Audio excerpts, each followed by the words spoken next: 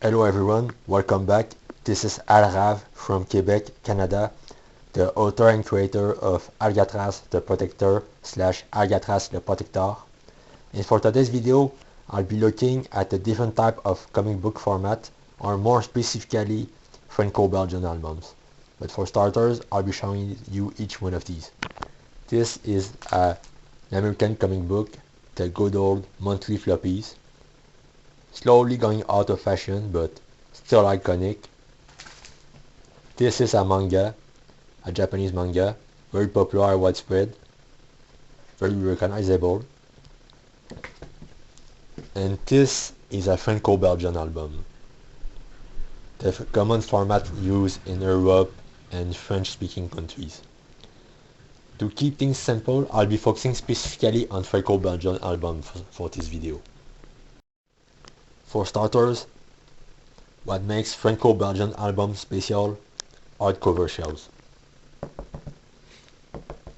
Very sturdy, very durable, they are built to last, so that can be read and enjoyed for long periods of time, as well as be put on display shelves easily to showcase collections and stuff. They are built just as much as collector items as they are about readings.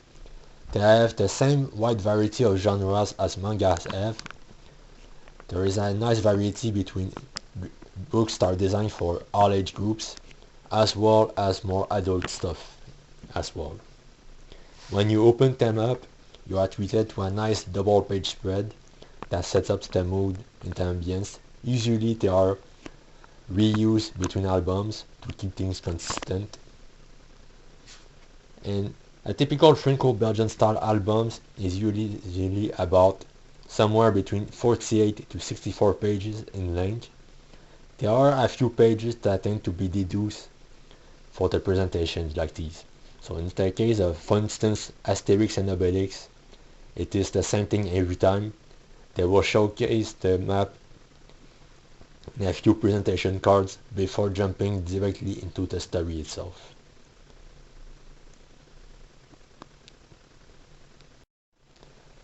Now, the big difference between franco-belgian albums and other types of comics and mangas is very much akin to comparing movies to television series. In franco-belgian albums, the authors have a fixed page count of 48 to 64 pages to tell a complete story from within. Multi-part stories do exist, but the way they are handled are very different. For instance, there are long-running series that start up as mini-series of 3 to 5 installments each, before the sales and popularity justify them turning into a semi-regular basis, such as yearly albums and such. The pace of production is much slower compared to a traditional comics or manga, but to make up for it, the quality is much higher. You won't see, for instance, filler episodes or revisiting the same characters or locations twice without any good excuse. They are designed just as much about the collecting appeal as they are about the reading experience. So you are ensured to preserve the value of the work that you purchase. And that's what franco-belgian albums are. As a creator myself, I choose this format for two reasons. The first being, as a one-man crew, that's what I could do by my own.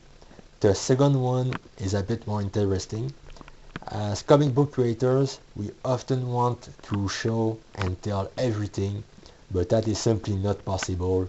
So the worst thing I could have done for, let's say, the first issue would have been to spread out the story too thin, too far across too many pages, and all it would have done is just bore readers in the long run. So sometimes it is better to keep things short and simple, so to keep things consistent all across the board. It also makes it easier to revisit the pages themselves if there is a need for it. And that's it for now, folks. I hope you enjoyed the video. Let me know what you think about franco-belgian albums in the commentary section below.